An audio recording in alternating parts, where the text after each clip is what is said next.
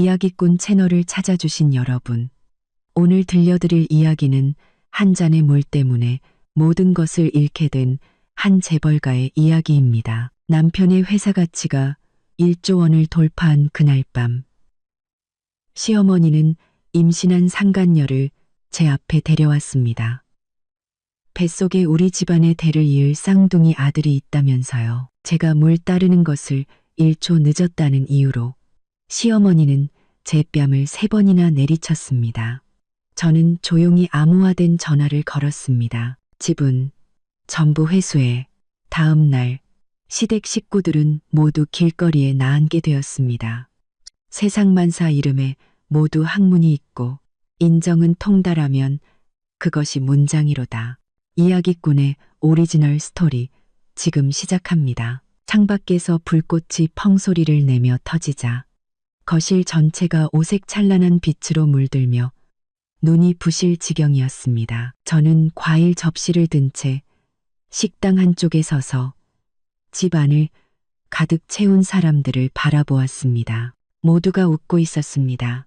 얼굴은 붉게 상기된 채 손에는 와인잔을 들고 제 남편 박민준을 둘러싸고 있었죠. 시어머니 최영애 여사의 목소리가 가장 컸습니다. 온갖 소음을 뚫고 들려왔죠. 그녀는 민준의 등을 두드리며 말했습니다. 역시 내 아들이야. 장하다. 1조 원이라니. 우리 박씨 가문 조상님이 도우신 게 틀림없구나. 네, 1조 원. 오늘 민준의 회사가 정식으로 상장했고 주가는 하늘 높은 줄 모르고 치솟아 시가총액이 순식간에 1조 원을 돌파했습니다. 그 숫자는 마치 거대한 황금 덩어리처럼 이 집에 떨어져 모두를 어지럽고 들뜨게 만들었습니다. 집안은 경사스러운 분위기로 가득 찼죠. 하지만 저는 발밑이 푹 꺼지는 듯한 기분이었습니다. 솜 위에 서 있는 것처럼요. 분명 가장 기뻐해야 할 순간인데 마음속에선 이유 모를 불안감이 피어올랐습니다. 오른쪽 눈꺼풀도 몇 번이나 파르르 떨렸죠. 저는 속으로 되뇌었습니다. 강지우, 넌 역시 일할 팔자인가 봐. 좋은 날이 오니 오히려 어쩔 줄을 모르는구나. 가사도우미 박 여사님이 제 손에서 과일 접시를 받으려 하며 말했습니다. 사모님, 앉아서 좀 쉬세요. 이건 제가 할게요. 저는 저도 모르게 접시를 피하며 고개를 저었습니다. 괜찮아요. 박 여사님은 손님들 좀 챙겨주세요. 여긴 제가 볼게요. 제가 뭘 고집하는 건지 저 자신도 몰랐습니다. 아마 그냥 습관이었을 겁니다. 민준이 창업을 시작한 후부터 이 집의 크고 작은 일, 안팎의 모든 것을 제 손으로 직접 처리했으니까요. 이제 갑자기 다른 사람들 입에서 재벌 사모님 소리를 들으니 오히려 몸둘 바를 모르겠습니다. 민준은 사람들에게 둘러싸여 있었습니다. 오늘은 제가 골라준 짙은 남색 정장을 입고 있었죠. 의기양양한 모습이었습니다. 누군가 그에게 술을 권하자 그는 웃으며 단숨에 잔을 비웠습니다. 그의 시선이 제 쪽을 스치며 미소를 지었지만 그 미소는 어딘가 멀게 느껴졌습니다. 마치 불투명한 유리를 사이에 둔 것처럼요. 그의 곁에는 새로운 젊은 여비서 유아라가 서 있었습니다. 그녀는 민준에게 오는 술을 대신 막아주며 몸이 거의 민준의 팔에 닿을 듯 붙어 있었습니다. 그림처럼 아름다운 미소를 띤 채로요. 시어머니가 허리를 흔들며 다가와 제 팔을 잡아 끌었습니다. 지우야, 너 거기서 멍하니 뭐하니? 민준이 술잔 빈 거 안 보여? 얼른 가서 술 따라. 눈치는 어디다 두고 다니는 거야. 저는 네라고 대답하고 과일 접시를 내려놓은 뒤 테이블 위에 와인병을 들고 다가갔습니다. 민준은 투자자 몇 명과 한창 이야기꽃을 피우고 있었습니다. 저는 한 방울이라도 흘릴까 조심스럽게 그의 잔에 와인을 채웠습니다. 바로 그때 시어머니가 갑자기 목소리를 높여 집안의 모든 사람에게 말했습니다. 여러분, 잠시만요. 제가 엄청난 희소식을 하나 발표하겠습니다. 모두가 조용해지며 시어머니를 쳐다봤습니다. 민준 역시 약간 의아한 표정으로 그녀를 바라봤죠.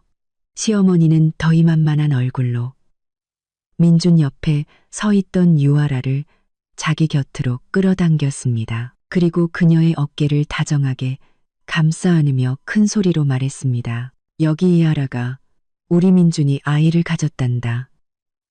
오늘 병원에 다녀왔는데 아주 씩씩한 쌍둥이 아들이래. 우리 박씨 가문에 겹경사가 났어. 겹경사가. 머릿속에 폭탄이라도 떨어진 것 같았습니다. 손에 들고 있던 와인병을 놓쳐버렸고 병은 매끄러운 대리석 바닥에 떨어져 요란한 소리를 내며 깨졌습니다. 새빨간 와인이 사방으로 튀었고 제 치마와 슬리퍼도 젖어버렸습니다. 세상이 순간 고요해졌습니다. 모두가 저를 쳐다봤습니다. 그 눈빛에는 놀라움과 동정, 그리고 더 많은 구경거리의 흥분이 담겨 있었습니다. 저는 그 자리에 서서 흥분으로 일그러진 시어머니의 얼굴을 보다가 제 남편 박민준을 바라보았습니다. 그의 얼굴에 스쳤던 당혹감은 단 1초뿐. 이내 그는 시선을 돌려 저를 보지 않았습니다. 오히려 손을 뻗어 유아라라는 그 여자를 부축해 주었죠. 유아라는 시어머니 품에 기대 수줍으면서도 한국하 의기양양한 미소를 띠고 있었습니다. 심지어 아직 평평한 배를 일부러 쓰다듬기까지 했죠. 시어머니는 제가 와인병을 깬 것을 이제야 봤다는 듯 얼굴을 굳히며 저를 가리켜 소리쳤습니다. 강지우. 온몸의 피가 차갑게 식는 것 같았습니다. 손발이 얼음장처럼 차가워졌죠. 저는 이 집안의 사람들을, 제 남편을, 남편의 아이를 임신했다고 발표한 그 여자를, 그리고 바닥에 낭자한 붉은 와인을 보았습니다. 마치 제 심장에서 흘러나온 피 같았습니다. 1조 원 자산가라. 결국 이 축하 파티는 회사 상장을 축하하는 자리가 아니라 저 강지우가 곧 쫓겨날 것을 축하하는 자리였던 겁니다. 뺨이 불타는 듯 아팠습니다.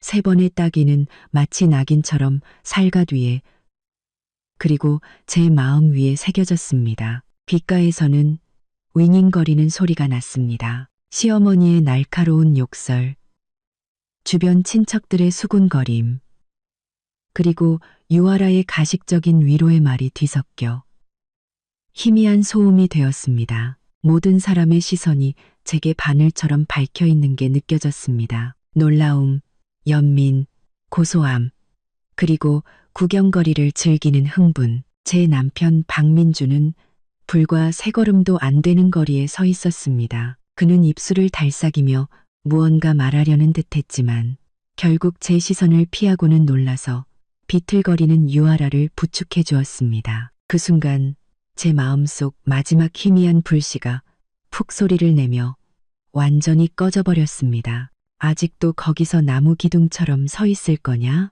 시어머니 최영애가 허리에 손을 얹고 소리쳤습니다. 침이 거의 제 얼굴에 튈 지경이었죠. 재수 없는 것 좀 당장 치우란 말이야. 우리 아라랑 뱃속에 내 귀한 손주들이 놀라면 네가 책임질 거야?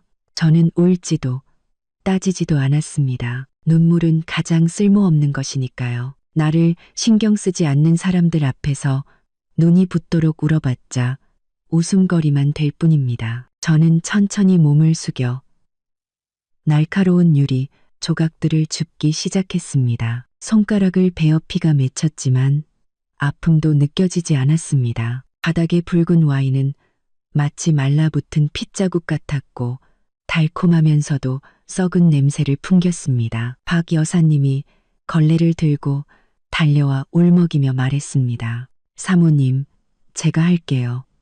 손에서 피나잖아요. 저는 그녀를 밀어내며 나지막이 말했습니다. 아니에요. 제가 할게요. 무언가라도 해야만 했습니다. 그래야 마음속에서 뛰쳐나오려는 야수를 억누를 수 있었으니까요. 저는 기계적으로 천천히 바닥을 닦았습니다. 주변의 소음이 다시 점차 커지는 것 같았습니다. 사람들은 방금 전에 민망한 상황을 덮으려는 듯 일부러 목소리를 높여 축하의 말을 건넸습니다. 시어머니의 목소리는 다시 기쁨에 차 있었고 사람들에게 계속 술과 음식을 권했습니다. 마치 방금 며느리의 뺨을 때린 일이 파티의 사소한 해프닝에 불과했다는 듯이요. 바닥을 다 닦은 저는 자리에서 일어나 집안의 모든 사람에게 차분하게 말했습니다. 죄송합니다. 흥을 깨뜨렸네요. 제가 몸이 좀 안 좋아서 먼저 방에 들어가 쉬겠습니다. 저는 누구도 쳐다보지 않았습니다. 특히 박민준과 그 여자 유아라는요. 저는 등을 곧게 펴고 한 걸음 한 걸음 계단을 올랐습니다. 발걸음은 흔들림 없이 안정적이었습니다. 등 뒤에서 쉬어 정말 격 떨어지는 애라니까. 별것도 아닌 일에 얼굴색부터 변하고 2층 침실로 들어간 저는 문을 살짝 닫았지만 잠그지는 않았습니다. 알고 있었으니까요. 지금 이 순간 아무도 저를 위로하러 올라오지 않을 거라는 걸. 그들은 모두 아래층에서 대단한 핏줄이라도 품은 유아라를 둘러싸고 박씨 가문의 쌍둥이 아들이 생길 기쁨을 나누고 있겠죠. 상장을 축하하는 불꽃이 창밖에서 간간히 터지며 천장에 짧고 허망한 그림자를 드리웠습니다. 저는 화장대 앞에 서서 거울 속에 저를 보았습니다. 왼쪽 뺨은 붉게 부어올라 선명한 손자국이 남아 있었고 머리카락도 조금 헝클어져 있었습니다. 하지만 눈빛은 죽은 듯이 고요했죠. 저는 손을 들어 부어오른 뺨을 살짝 건드려 보았습니다. 찌르는 듯한 통증. 이 3번의 따기는 이 집에 대한 제 마지막 환상을 그리고 저 자신을 깨부쉈습니다. 저는 심호흡을 하고 드레스룸 가장 안쪽에 있는 낡고 눈에 띄지 않는 여행 가방을 열었습니다. 가방에 숨겨진 공간에는 아무런 상표도 없는 검고 투박한 휴대폰이 조용히 놓여 있었습니다. 이것은 제가 박민준과 결혼하기 전 아버지가 근엄한 표정으로 제게 주신 것이었습니다. 아버지는 말했죠. 지우야, 이 전화는 딱 한 번만 쓸 수 있다. 안에 저장된 유일한 번호로 거는 거야. 가면 곤 거야. 정말 막다른 길에 몰려 모든 희망이 사라졌을 때가 아니면 절대 이 전화를 사용해선 안 된다. 그때는 아버지가 너무 조심스럽고 과장하신다고 생각했습니다. 저와 민주는 대학 시절부터 만나 온갖 고생을 함께 했는데 그가 저를 그런 지경까지 몰고 갈 리가 없다고 믿었죠. 이제 저는 휴대폰의 차가운 표면을 만지며 자조적인 미소를 지었습니다.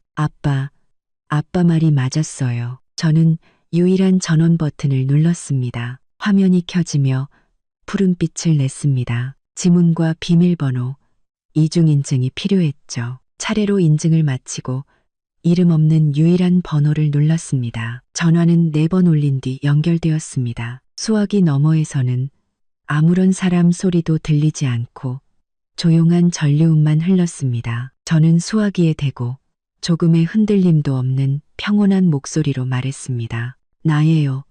강지우. 전화기 저편은 여전히 침묵을 지키며 제 신원을 확인하는 듯 했습니다. 저는 계속해서 감정 없는 어조로 말했습니다. 피닉스 계획 시작해. 1단계. 박민준 명예 및 관련자들의 모든 현금성 자산을 동결시켜. 특히 방금 상장된 회사 지분부터 단 한 주도 거래되지 않게 묶어버려 즉시 실행해.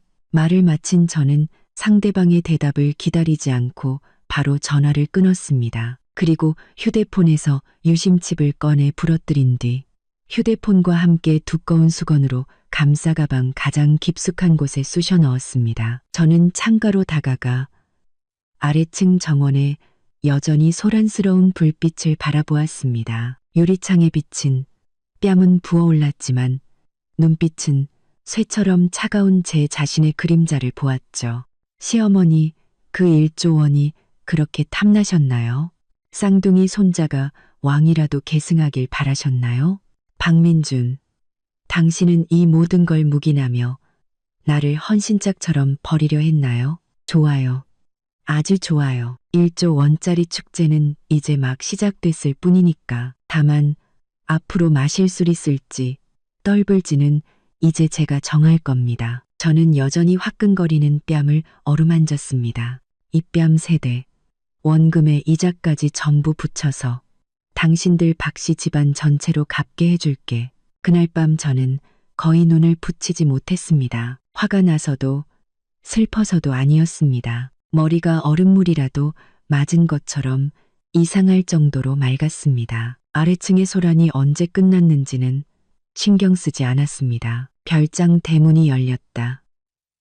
닫히고 자동차 엔진 소리가 멀어지는 소리만 들었을 뿐 마침내 집 전체가 거짓된 고요함에 빠져들었습니다. 동이 틀 무렵 침실 문이 조용히 열리는 소리가 들렸습니다. 박민준이었습니다. 그의 몸에서는 술 냄새와 낯선 향수 냄새가 났습니다. 그는 어둠 속에서 침대로 와 저와 멀찍이 떨어진 곳에 등을 돌리고 누웠습니다. 몇 분 지나지 않아 코 고는 소리가 울려 퍼졌습니다. 정말 깊이도 잠들었더군요. 마치 오늘 밤이 그저 평범한 회식 자리였던 것처럼, 마치 집에 그의 아이를 임신한 여자가 나타나지 않은 것처럼, 마치 그의 안에 얼굴에 선명한 손자국이 없는 것처럼. 저는 꼼짝도 않고 누워 천장이 검은색에서 잿빛으로 변하는 것을 뜬 눈으로 지켜보았습니다. 마음속 차가운 곳이 서서히 단단한 얼음으로 변해갔습니다. 아침 6시. 저는 평소처럼 일어났습니다. 씻고 편한 실내복으로 갈아입고 긴 머리를 깔끔하게 묶었습니다. 거울 속 얼굴의 붓기는 좀 가라앉았지만 손자국은 여전히 희미하게 보였습니다. 컨실러로 꼼꼼히 가려봤지만 효과는 별로 없었습니다. 하지만 상관없었죠. 아래층으로 내려가니 박 여사님이 부엌에서 아침을 준비하고 있었습니다. 눈이 빨갛게 부어 있었죠. 저를 보더니 무언가 말하려는 듯 입을 열었지만 결국 나지막이 사모님, 좋은 아침입니다 라고만 했습니다. 저는 그녀에게 미소 지으며 대답했습니다. 좋은 아침이에요, 박 여사님. 평소대로 준비해 주세요. 유아라 씨 것도 하나 더요. 자극적이지 않게요. 박 여사님은 믿을 수 없다는 듯 저를 쳐다보며 굳어버렸습니다. 저는 아무 설명 없이 식당으로 향했습니다. 시어머니 최영애는 이미 상석에 앉아 활짝 웃으며 누군가와 통화 중이었습니다. 목소리가 우렁찼죠. 그래, 쌍둥이 아들이래. 우리 민준이가 이렇게 대단하다니까. 아라는 지금 우리 집에 있어. 내가 직접 챙겨야 마음이 놓이지. 제가 들어서는 것을 보자 그녀의 얼굴에서 미소가 순식간에 사라졌습니다. 배관시를 하며 전화기에 대고 말했죠. 끊을게. 집에 알도 못 낳는 재수 없는 게 들어와서. 그녀는 전화를 끊고 탁자 위에 휴대폰을 던지더니 다리를 꼬고 턱짓으로 저를 가리켰습니다. 거기 서서 뭐해? 아라는 이제 혼자 먹어도 3명 몫을 챙겨야 해. 아침 식사 좀 신경 써서 차리라고. 부엌 가서 박 여사 일하는 거 잘 좀 지켜봐. 손이 굼떠서 제대로 못하니까. 저는 움직이지 않고 제게 따뜻한 물 한 잔을 따라 천천히 마셨습니다. 시어머니는 제가 움직이지 않자 화가 치밀어 올랐습니다. 강지우, 내 말 안 들려? 뺨 맞고 귀까지 먹었어? 그때 유아라가 허리를 짚고 객실 쪽에서 느릿느릿 걸어 나왔습니다. 그녀는 제 것보다 더 좋은 새 실크 잠옷으로 갈아입고 있었죠. 얼굴에는 연약한 피로감이 어려 있었지만 눈빛의 더위만만함은 감추지 못했습니다. 그녀는 가느다란 목소리로 말했습니다. 어머님, 저 때문에 너무 신경 쓰지 마세요. 전 아무거나 잘 먹어요. 그러고는 저를 보며 과장되게 놀라는 척했습니다. 어머, 형님, 얼굴이. 어젯밤엔 정말 죄송했어요. 저 때문에 어머님께 오해를 사셨네요. 저는 그녀를 무시하고 물컵을 내려놓으며 시어머니를 차분한 눈빛으로 바라보았습니다. 어머님, 어제 그분을 집에 머물게 하고 제가 잘 모시라고 하신 말씀 진심이셨나요? 시어머니는 세상에서 가장 웃긴 농담이라도 들은 듯이 말했습니다. 당연하지. 그럼 내가 농담으로 한 줄 아니? 알아, 뱃속에는 우리 박씨 가문에 귀한 손주들이 들어있어. 앞으로 민준이 사업을 물려받을 아이들이라고. 알 하나 못 낳는 암탉 같은 네가 모시는 걸 영광으로 알아야지. 뭐 싫기라도 하다는 거야? 박민준도 아래층 소란에 잠이 깼는지 미간을 찌푸리며 계단을 내려왔습니다. 아침부터 또 무슨 소란이야? 그는 유아라를 보자 말투가 부드러워졌습니다. 알아야, 왜 이렇게 일찍 일어났어? 더 자지. 유아라는 즉시 연약한 모습으로 그에게 기댔습니다. 민준 씨, 배가 좀 고파서요. 어머님이랑 형님이 저 때문에 걱정하실까봐 일어났어요. 정말 화목한 가족처럼 보였습니다. 그리고 저는 그 속에 이방인이었죠. 저는 박민준을 보며 시어머니의 말을 한자 반복했습니다. 민준 씨, 어머님께서 유아라 씨를 집에 쭉 머물게 하고 아이를 낳을 때까지 제가 모시라고 하시네요. 이것도 당신 뜻인가요? 박민준의 눈빛이 흔들렸습니다.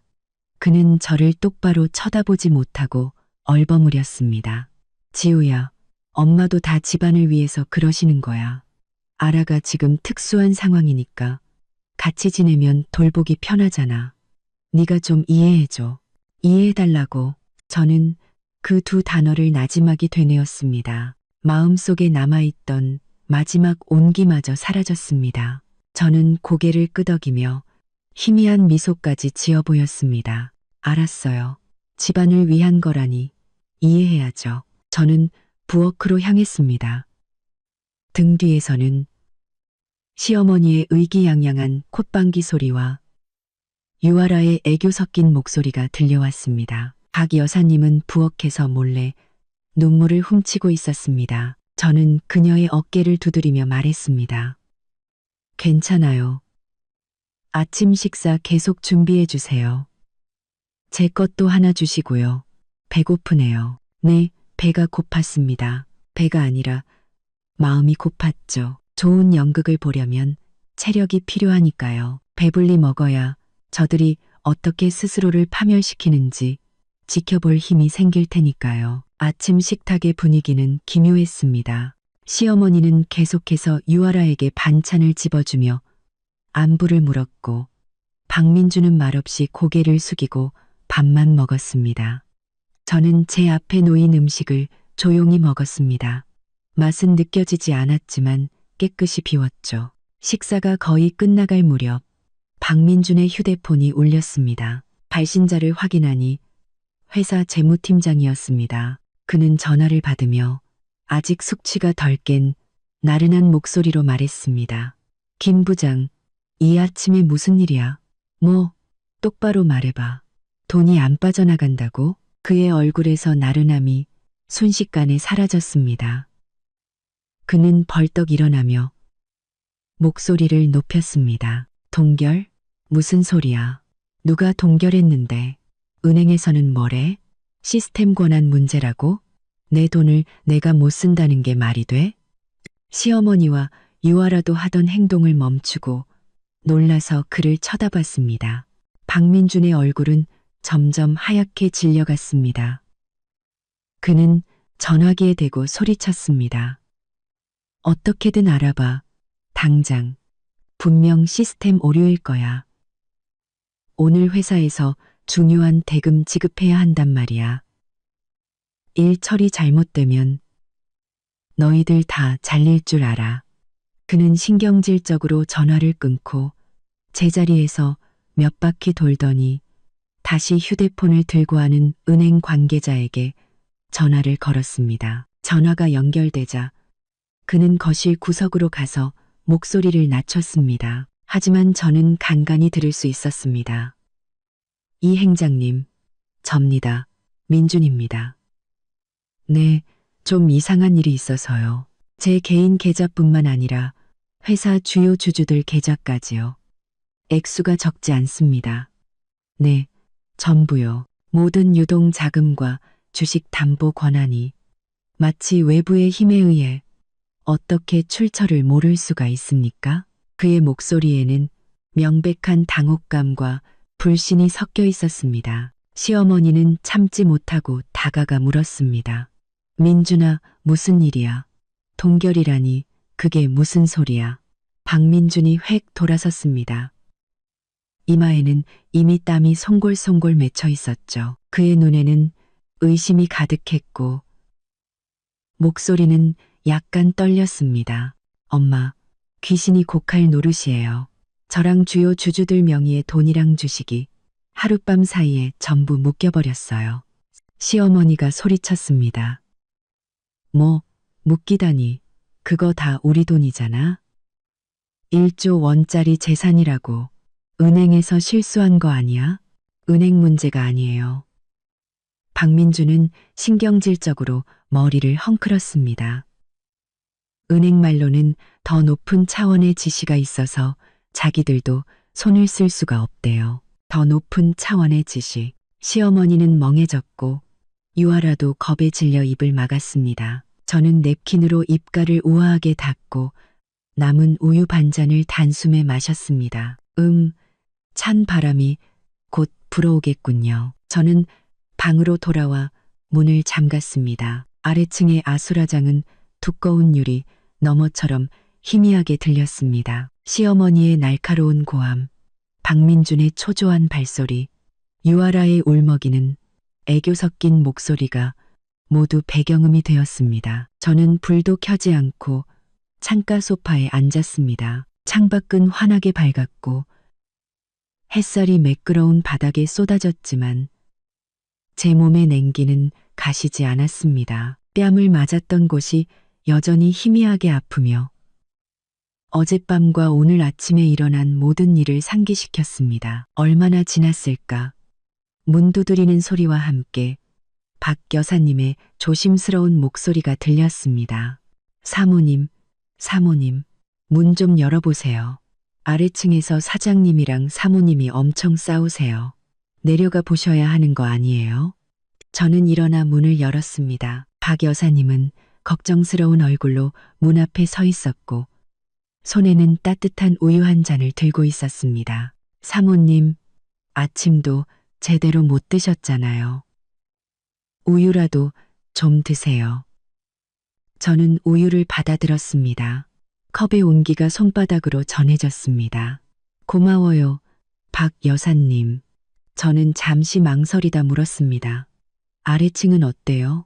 박 여사님은 목소리를 낮추며 겁에 질린 채 말했습니다. 난장판이에요. 사장님은 계속 전화만 붙들고 계시고 회사에도 큰일이 터졌나 봐요.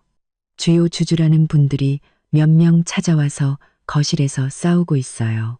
큰 사모님은 발만 동동 구르시다가 은행 욕했다가 사장님 욕했다가 지금은 유아라 씨한테 재수 없는 년이라고 들어오자마자 집안 망하게 했다고 소리 지르고 계세요. 저는 우유에 김을 불며 한 모금 마셨습니다. 따뜻한 액체가 목을 타고 내려가며 몸속의 한기를 조금이나마 몰아냈습니다. 개들끼리 싸우면 털만 날리죠. 연극은 이제 막 서막을 올렸을 뿐. 알았어요.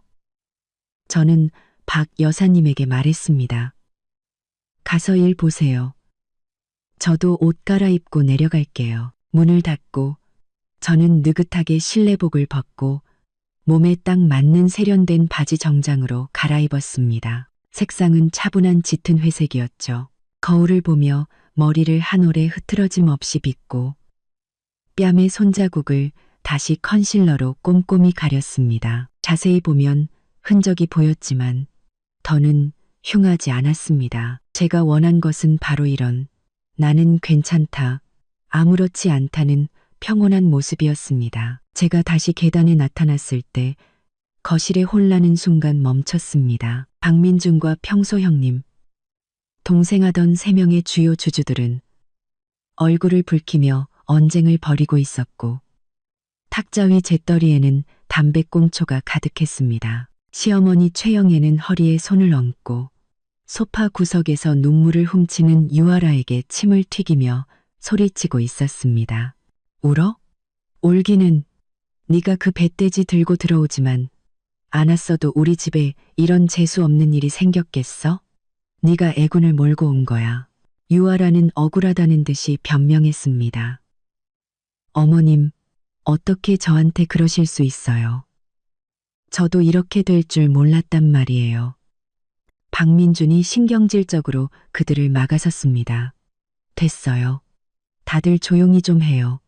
지금 싸울 때예요. 그는 고개를 들다 저를 발견했고 복잡한 눈빛을 보였습니다. 죄책감, 짜증, 그리고 은근한 원망. 지우야, 왔구나. 마침 잘 됐어. 지금 집이.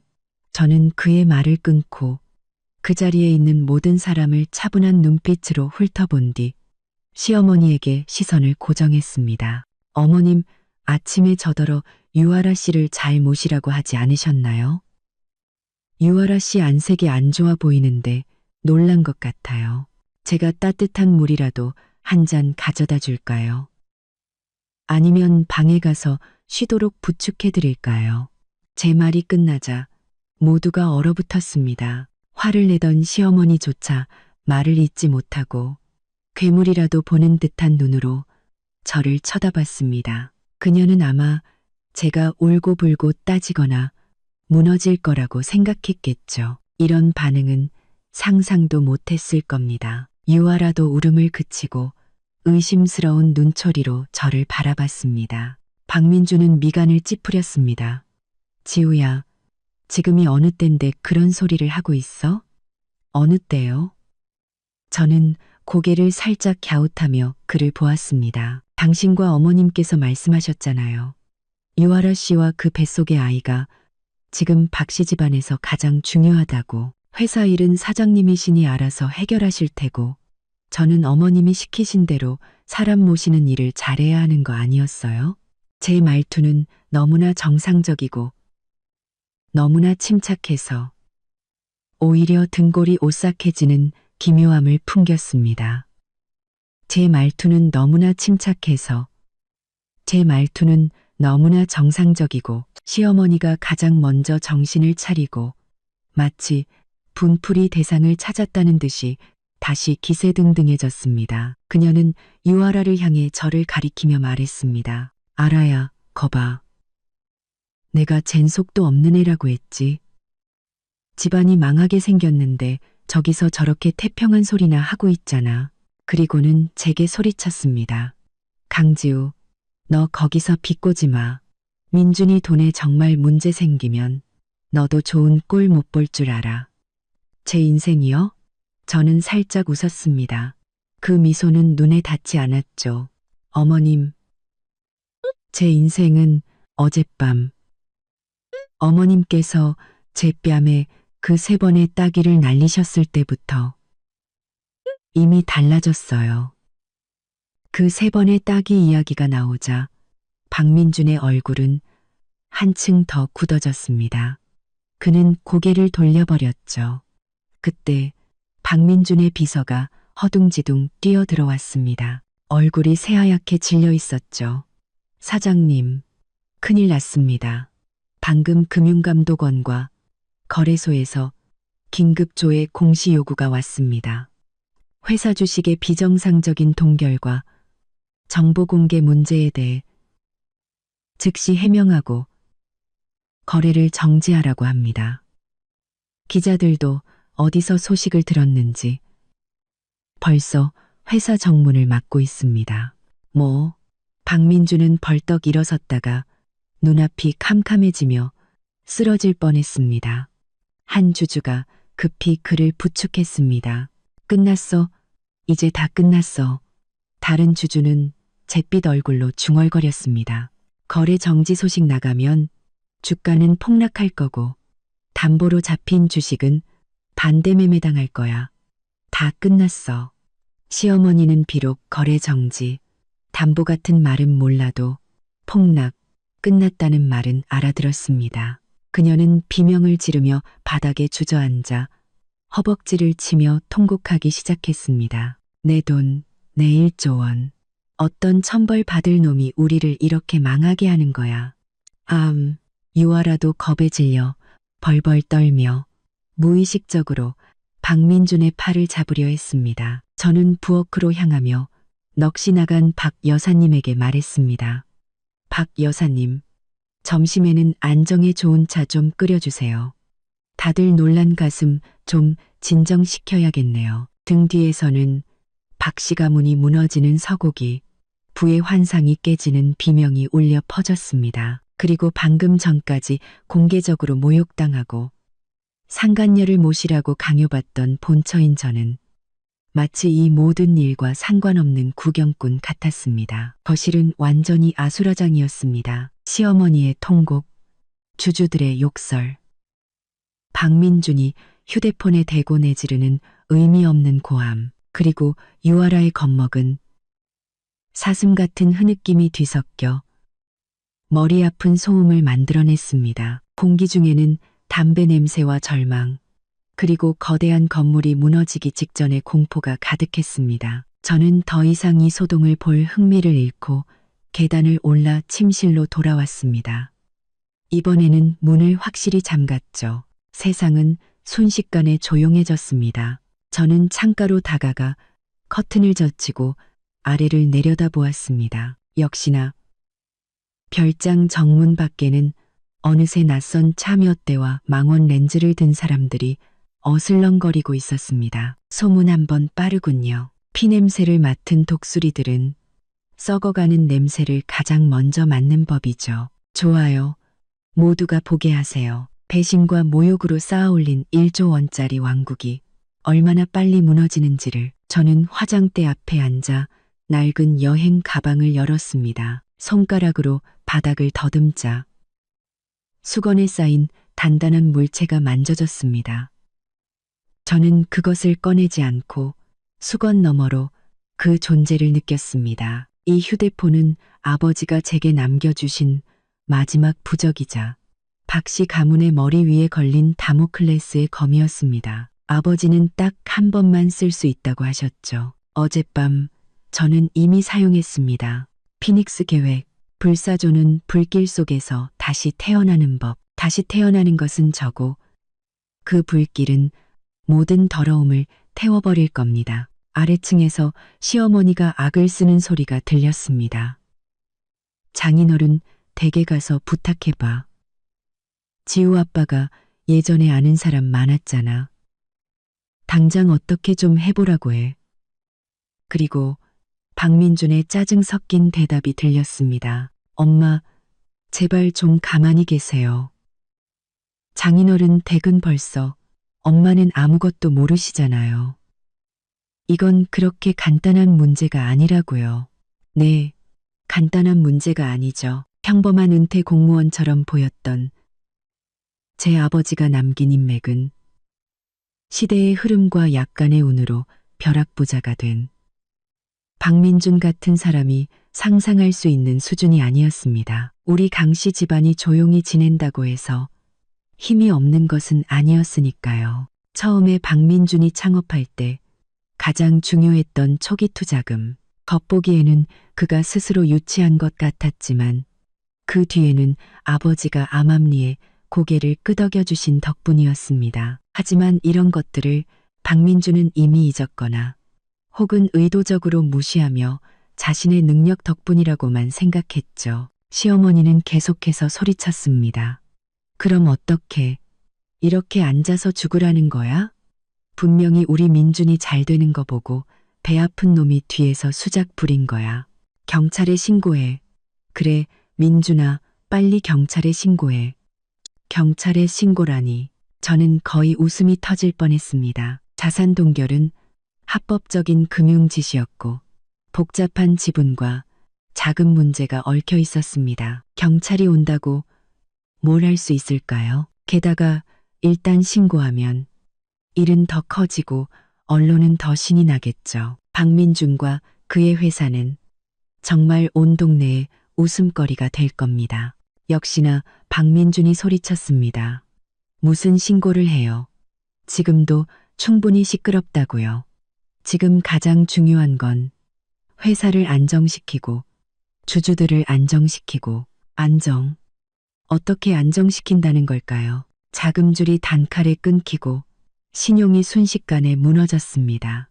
마치 기반이 뽑힌 젠가탑처럼 남은 것은 와르르 무너질 운명뿐. 그가 지금 하는 짓은 흩어진 젠가 조각들을 주워 담아 허공에 다시 탑을 쌓으려는 헛된 몸부림에 불과했습니다. 저는 박민준이 계속해서 전화를 거는 소리를 들었습니다. 그의 말투는 처음에 강압적인 명령에서 초조한 간청으로 그리고 마지막에는 절망적인 절규로 변해갔습니다. 그는 각 은행 책임자들에게 협력 관계에 있는 투자사들에게 평소 형님, 동생하던 소위 거물들에게 전화를 걸었지만 돌아오는 것은 형식적인 거절과 차가운 어쩔 수 없다는 대답뿐이었습니다. 담이 무너지면 모두가 밀고 북이 찢어지면 만인이 두드리는 법. 예나 지금이나 똑같습니다. 저녁 무렵 박 여사님이 조심스럽게 올라와 문을 두드렸습니다. 목소리에는 공포가 서려 있었죠. 사모님, 아래층에 몇 사람이 왔는데 집을 비우라고 해요. 집을 비우라고? 동작 한번 빠르군요. 박민주는 회사 지분뿐만 아니라 명의로 된 부동산까지 채권자들에게 빠르게 포착된 모양입니다. 피닉스 계획의 실행력은 정말 정광석화 같군요. 저는 문을 열었습니다. 박 여사님은 얼굴이 새하얗게 질려 있었죠. 사모님, 어떡해요? 그 사람들 인상이 너무 험악해요. 저는 그녀의 어깨를 두드리며 말했습니다. 박 여사님, 겁먹지 마세요. 우리랑은 상관없는 일이에요. 짐 챙겨서 오늘 밤은 댁에 가서 며칠 쉬세요. 월급은 그대로 드릴게요. 저는 이 선량하고 성실한 분까지 이 일에 휘말리게 할 수는 없었습니다. 박 여사님은 잠시 멍하니 있다가 눈시울이 붉어졌습니다. 사모님, 그럼 사모님은요? 전 괜찮아요. 저는 웃으며 말했습니다.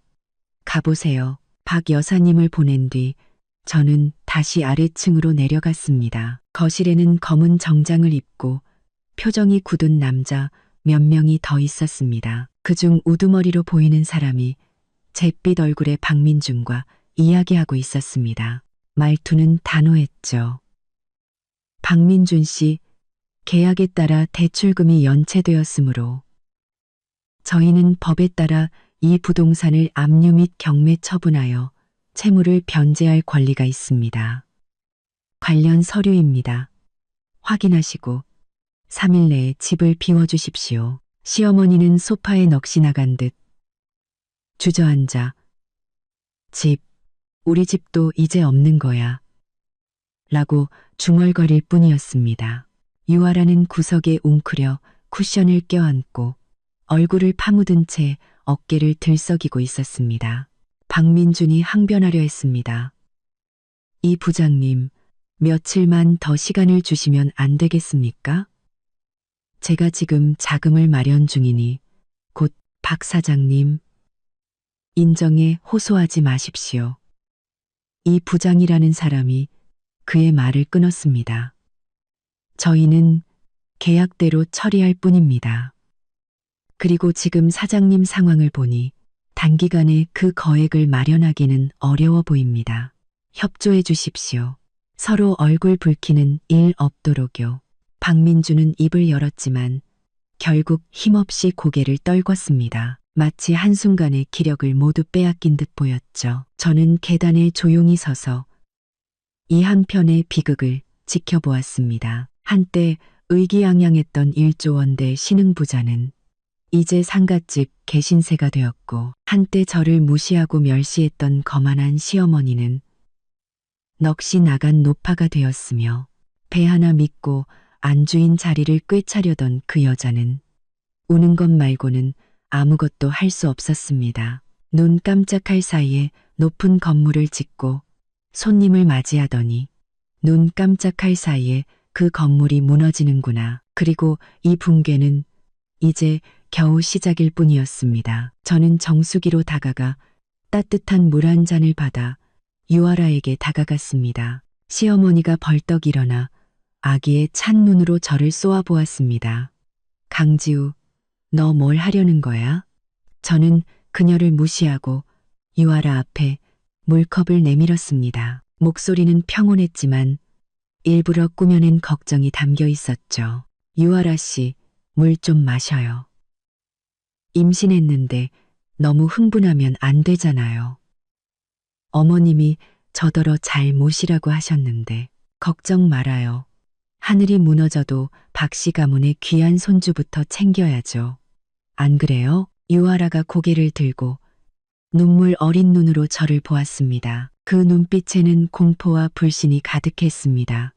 그녀는 차마 물컵을 받지 못했죠. 저는 물컵을 든 채 그대로 서서 박민준과 시어머니를 훑어본 뒤 다시 유아라에게 시선을 고정했습니다. 마셔요. 수분 보충 좀 해야죠. 저는 입꼬리를 살짝 올렸습니다. 앞으로 손가락만 빨고 살 날이 길 텐데 그녀는 마치 뜨거운 것에 댄 듯 손을 움츠렸습니다. 시선을 피하며 떨리는 목소리로 말했죠. 아, 아니에요, 형님. 저 목 안 말라요. 저는 굳이 강요하지 않고 옆 탁자에 물컵을 내려놓았습니다. 유리컵 바닥이 대리석에 부딪히며 죽음처럼 고요한 거실에 쨍하는 날카로운 소리를 냈습니다. 지금처럼 고요한 거실에 집을 비우러 왔던 검은 정장의 남자들은 서류와 최후 통첩을 남기고 떠났습니다. 문이 닫히자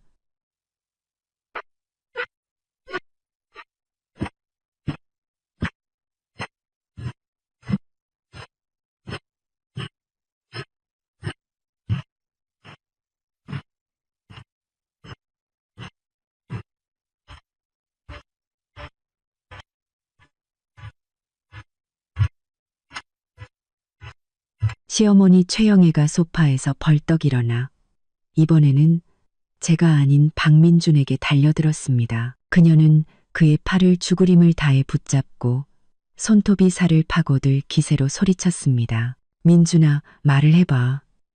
이게 도대체 어떻게 된 일이냐고. 돈도 없고 집도 없다니. 어떻게든 방법을 찾아봐. 내 친구들은 다 어디 갔어? 평소에 술 마시고 형님, 동생 하던 놈들은 이럴 때 다 죽기라도 한 거야? 박민주는 나무 인형처럼 흔들리며 핏기 없는 얼굴로 창밖에 어두워지는 하늘만 멍하니 바라보았습니다. 입술을 달싹였지만 아무 소리도 내지 못했죠. 하루아침에 그는 구름 위에서 진흙탕으로 떨어져 산산조각이 나고 넋까지 잃어버린 듯했습니다. 말을 하라고. 시어머니는 미친 듯이 그의 가슴을 주먹으로 내리쳤습니다. 이 쓸모없는 놈아, 내가 밖에서 사람 조심하라고 했지. 너 누구한테 밉보인 거야. 내 경쟁사 놈들이 꾸민 짓이지? 경쟁사? 저는 속으로 비웃었습니다. 박민준의 회사가 그 정도의 힘을 가진 경쟁사를 두었다면 이렇게 쉽게 무너지지도 않았을 겁니다. 이건 상업적인 경쟁이 아니라 차원이 다른 공격이었습니다. 어머님, 민준 씨 그만 괴롭히세요. 유아라가 조심스럽게 입을 열며 배려심 있는 척했습니다. 민준 씨가 저희보다 더 힘들 거예요. 닥쳐.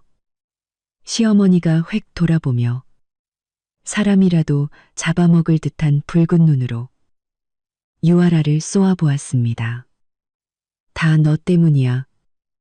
이 재수 없는 년. 너랑 내 뱃속의 그 애새끼들만 아니었어도 우리 집이 이렇게 망하진 않았어. 네가 이 집에 발을 들인 후로 좋은 일이 하나도 없었어. 당장 꺼져. 여기서 꺼지라고.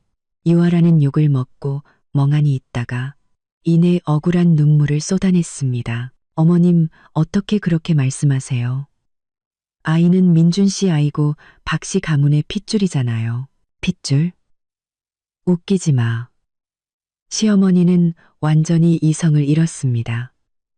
귀한 손주, 대를 잇는다는 생각은 모두 잊고 파산 직전의 공포와 분노만이 남았죠. 이제 밥도 굶게 생겼는데 무슨 핏줄이야. 네 잡종 데리고 당장 꺼져. 박민주는 그 소란에 겨우 정신을 차린 듯 나지막이 소리쳤습니다. 됐어요. 다들 그만해요. 그는 시어머니의 손을 뿌리치고 비틀거리며 술장으로 다가가 마시던 위스키병을 들고 그대로 벽나발을 불었습니다. 술이 기도로 들어갔는지 그는 격하게 기침하며 눈물까지 흘렸습니다. 시어머니는 아들의 그 모습에 안타까우면서도 절망스러워 다시 소파에 주저앉아 허벅지를 치며 통곡했습니다. 내 팔자야. 평생 고생하다가 이제 아들 덕 좀 보나 했더니 다 끝났어. 이제 어떻게 살아? 저는 그 가족의 추태를 마음의 동요 없이 지켜보았습니다. 이럴 줄 알았으면 애초에 그런 짓을 하지 말았어야죠. 남의 존엄을 발밑에 짓밟을 때 언젠가 자신도 짓밟힐 수 있다는 생각을 했어야 했습니다. 저는 조용히 위층으로 올라가려는데 계단참에 이르렀을 때 시어머니가 무언가 생각났다는 듯이 울음을 그치고 날카롭게 저를 불렀습니다. 강지우, 너 거기서. 저는 걸음을 멈추고 천천히 돌아섰습니다. 시어머니는 소파에서 일어나 의심스러운 눈초리로 저를 위아래로 훑어보았습니다. 마치 저를 처음 보는 사람처럼요. 그녀는 제 앞에 다가와 묘한 탐색의 눈빛으로 말했습니다. 너는 오늘 왜 이렇게 침착해? 집안에 이렇게 큰일이 터졌는데 어떻게 그렇게 태어날 수가 있어? 하나도 안 놀란 사람처럼. 박민준도 술 마시는 것을 멈추고 핏발선 눈으로 저를 쳐다보았습니다. 유아라도 울음을 그치고 이쪽을 바라봤죠. 네, 당연하죠. 남편이 파산하고 재산이 모두 사라졌는데 아내인 제가 시어머니보다 더 절망해야 정상이었을 겁니다. 하지만 저는 너무나 평온했고 그 평온함이 비정상적으로 보였겠죠. 저는 시어머니의 시선을 마주하며 아무런 표정 없이 반문했습니다. 어머님, 제가 어떻게 해야 하는데요? 어머님처럼 바닥에 주저앉아 통곡할까요? 아니면 민준 씨처럼 술로 슬픔을 달랠까요? 그것도 아니면 유아라 씨처럼 우는 것 말고는 아무것도 못하는 모습을 보여야 하나요? 시어머니는 제 반문에 말문이 막혀 얼굴색이 여러 번 변했습니다. 그러다 갑자기 마치 구명더처라도 잡은 듯이 목소리를 높였습니다. 아니야. 너 분명히 뭔가 알고 있어. 너지? 네가 뒤에서 수작 부린 거지? 어쩐지 이상하다 했어. 네가 알아 임신한 거 질투해서 우리 박씨 집안에 복수한 거지? 그 황당한 말에 저는 웃음이 터질 뻔했습니다. 저는 그녀를 보며 연민이 담긴 어조로 말했습니다. 어머님, 저를 너무 과대평가하시네요. 저 강지우는 그저 부엌대기나 하던 가정주부일 뿐이에요. 제가 무슨 수로 하룻밤 사이에 1조 원짜리 회사를 무너뜨리겠어요. 저는 잠시 말을 멈추고 박민준과 유아라를 훑어본 뒤 차가운 목소리로 덧붙였습니다. 제게 그런 능력이 있었다면 어젯밤 그 3번의 따귀가 제 뺨에 떨어지지도 않았겠죠. 그 3번의 따귀 이야기가 나오자 박민준의 몸이 눈에 띄게 굳었고 그는 황급히 시선을 피했습니다. 하지만 시어머니는 저를 범인으로 확신한 듯 계속해서 물고 늘어졌습니다. 그럼 설명해봐. 왜 너만 그렇게 태평한 건데? 네 친정. 그래, 네 친정에서 꾸민 짓이지. 네 아버지 그 늙은이가 아는 사람이라도 동원한 거 아니야? 어머님. 저는 그녀의 말을 끊고 눈빛을 날카롭게 했습니다. 말씀은 가려서 하세요. 제 아버지를 함부로 평할 자격 어머님께는 없습니다. 그리고 제가 왜 태평하냐고요. 저는 일부러 잠시 뜸을 들이며 그들 세 사람의 긴장된 표정을 지켜보다가 천천히 입을 열었습니다. 목소리는 낮았지만 모두의 귀에 똑똑히 들렸죠. 당황해봤자, 울어봤자 소용없다는 걸 아니까요.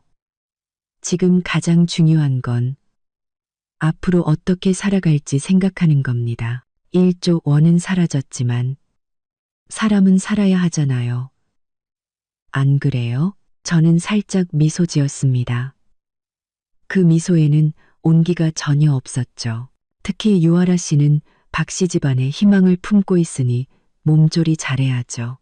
만에 하나 그 희망마저 사라지면 박 씨 집안에는 정말 아무것도 남지 않게 될 테니까요. 밤은 짙은 먹물을 뿌린 듯 어두웠습니다. 폭풍우가 지나간 폐허 같은 죽음의 고요함만이 남았죠. 시어머니는 울고 소리치다 지쳤는지 유아라도 더는 새로운 울음소리를 내지 못하는지 조용했습니다. 박민주는 아마 아직도 술병을 껴안고 어느 구석에서 인생을 의심하고 있겠죠. 저는 침대에 누웠지만 잠이 오지 않았습니다. 피곤하지 않은 게 아니라 정신이 기묘한 흥분 상태에 있었습니다. 머릿속에서는 지난 10년의 세월이 영화처럼 스쳐 지나갔습니다. 대학 시절 처음 만난 박민준. 그때 그는 낡아 빠진 청바지를 입은 가난한 학생이었지만 눈에는 빛과 야망이 있었습니다. 우리는 10제곱미터도 안 되는 작은 자취방에서 라면 하나를 나눠 먹었습니다. 겨울에는 그가 제 차가운 발을 가슴으로 녹여주었죠. 그가 창업한 후 저는 낮에는 일하고 밤에는 그의 자료를 정리하고 고객과 연락하고 그를 대신해 술을 마셨습니다. 가장 힘들었을 때 빚더미에 올라앉아 빚쟁이들에게 시달렸을 때 제가 친정에 가서 아버지께 부탁해 겨우 위기를 넘겼습니다. 회사는 점차 성장했고 돈은 점점 더 많이 벌렸습니다. 우리는 큰 집으로 이사하고 좋은 차를 샀습니다. 그는 점점 바빠졌고 집에 오는 시간은 점점 늦어졌습니다. 언제부터 변했을까요? 아마 그의 곁에 젊고 예쁜 욕망으로 가득 찬 여비서들이 나타나기 시작했을 때부터였을 겁니다. 아마 시어머니가 집에 들어와 결혼한 지 몇 년이 지나도 아이가 없는 저를 대놓고 무시하기 시작했을 때부터였을 겁니다. 저는 제가 더 잘하면 이 집을 완벽하게 관리하고 그를 지원하면 이 행복을 지킬 수 있을 거라고 생각했습니다. 이제와 생각하니 참으로 순진하고 어리석었죠. 남자의 마음이 변하면 숨쉬는 것조차 잘못이 되는 법입니다. 그 3번의 따귀는 제 모든 자기 기만을 산산조각 냈습니다. 하지만 괜찮습니다. 완전히 부서져야 새로 태어날 수 있으니까요. 저는 이불을 걷고 침대에서 내려와 불도 켜지 않은 채 창밖의 희미한 빛에 의지해 책상으로 다가갔습니다. 노트북을 켜자 화면의 빛이 제 얼굴을 비췄습니다. 차갑고 단호한 얼굴을. 저는 돈이 필요했고 머물 곳이 필요했고 앞으로의 이혼과 반격을 준비해야 했습니다. 박민준 명의의 자산은 모두 동결되었습니다. 하지만 저는 그의 습관을 알고 있었습니다. 그는 의심이 많아 절대 달걀을 한 바구니에 담지 않았죠. 특히 은행이나 전자 시스템을 완전히 신뢰하지 않았습니다. 그는 분명 비상용으로 적지 않은 현금과 값비싼 보석 몇 점을 숨겨두었을 겁니다. 이것들은 시어머니에게조차 비밀이었지만 언젠가 그가 술에 취해 제게 털어놓은 적이 있었습니다. 절대적으로 안전한 곳에 두었다고요. 절대적으로 안전한 곳. 저는 비웃었습니다. 이 집에서 제게 절대적으로 안전한 곳은 없었지만 제가 찾지 못할 곳도 없었습니다. 저는 기억을 더듬어 거의 사용하지 않는 3층 창고로 조용히 향했습니다. 그곳에는 낡은 물건들이 먼지를 뒤집어 쓴 채 쌓여 있었죠. 저는 망설임 없이 낡은 상자 몇 개를 옮겼습니다. 그러자 뒤에 숨겨져 있던 낡은 비밀번호 잠금 장치가 달린 낮은 캐비닛이 나타났습니다. 이 캐비닛은 우리가 처음 이사 왔을 때 산 것으로 이미 구석에서 잊힌 지 오래였습니다. 비밀번호. 저는 그의 생일을 입력해 봤습니다. 오류. 회사 설립일을 입력해 봤습니다. 역시 오류. 저는 잠시 생각에 잠겼다가 우리가 혼인신고를 한 날짜를 입력했습니다. 찰칵하는 가벼운 소리와 함께 잠금 장치가 열렸습니다. 심장이 멎는 듯 했지만 이내 거대한 아이러니가 밀려왔습니다. 그가 이 날짜를 사용하다니 우연일까요? 아니면 그의 마음속 깊은 곳에 과거에 대한 한 조각의 미련이라도 남아 있었던 걸까요? 중요하지 않았습니다. 저는 캐비닛 문을 열었습니다. 안에는 예상대로 검은색 휴대용 금고가 놓여 있었습니다. 비밀번호와 열쇠가 필요했죠. 열쇠. 저는 잠시 생각하다가 다시 침실로 돌아왔습니다. 박민준의 값비싼 시계 상자들 중 하나에서 숨겨진 공간을 찾아내 작은 구리 열쇠를 꺼냈습니다. 이것 또한 그가 비밀이라고 생각했던 또 다른 습관이었죠. 열쇠를 들고 창고로 돌아와 저는 심호흡을 하고 같은 결혼기념일을 비밀번호로 입력한 뒤 열쇠를 꽂고 가볍게 돌렸습니다. 금고 뚜껑이 열렸습니다. 안에는 10만 원권 지폐 뭉치들이 가지런히 쌓여 있었습니다. 대충 봐도 수억 원은 넘어 보였습니다. 옆에는 벨벳 상자가 하나 있었는데 열어보니 눈부신 다이아몬드 목걸이와 귀걸이 세트가 들어 있었습니다. 한 번도 본 적 없는 디자인이었죠. 그 외에도 여권 몇 개와 다른 이름으로 된 신분증들이 있었습니다. 사진은 모두 박민준이었지만 이름은 제각각이었죠. 정말 철저하게 준비했군요. 현금, 귀금속, 심지어 도망칠 때 쓸 가짜 신분까지. 그는 이미 자신만의 퇴로를 마련해 두었던 겁니다. 그렇다면 그는 만약 무슨 일이 생기면 저와 이 집이 어떻게 될지는 한 번이라도 생각해 봤을까요? 심장이 얼음 송 곳에 다시 찔린 듯 했지만 이미 아픔은 느껴지지 않았습니다. 마비된 냉기만이 남았죠. 저는 가짜 신분증은 건드리지 않고 현금과 보석 상자만 챙겼습니다. 그리고 지문을 꼼꼼히 지우고 모든 것을 원래대로 되돌려 놓았습니다. 마치 아무도 다녀가지 않은 것처럼. 침실로 돌아와 저는 현금과 보석을 여행 가방에 숨겨진 공간에 넣었습니다. 이것들은 제가 앞으로 행동할 초기 자금이 될 겁니다. 막 정리를 끝냈을 때 아래층에서 희미한 소리가 들렸습니다. 저는 숨을 죽이고 문가로 다가가 문틈으로 엿들었습니다. 박민준의 목소리였습니다. 낮게 깔렸지만 격한 분노가 담겨 있었죠. 어떤 방법을 쓰든 상관없어. 누가 내 뒤통수를 쳤는지 반드시 알아내. 강지우가 틀림없어. 아니면 그 여자 죽은 아버지가 남긴 인맥이거나 방겐 장관 앞이. 어떤 방법을 쓰든 상관없어. 그래, 그쪽부터 파봐. 그 여자 똑똑히 감시하라고. 그는 전화를 하고 있었습니다. 시어머니의 의심이 결국 그의 마음속에 가시를 심은 모양입니다. 그가 저를 의심하기 시작했군요. 하지만 너무 늦었습니다. 날이 희미하게 밝아올 때 저는 눈을 떴습니다. 혹은 거의 밤을 새웠다고 하는 게 맞겠죠. 여행 가방 속의 현금과 보석은 마치 두 개의 낙인처럼 어젯밤의 발견과 제 마지막 망설임을 태우고 있었습니다. 아래층에서 부스럭거리는 소리가 들렸습니다.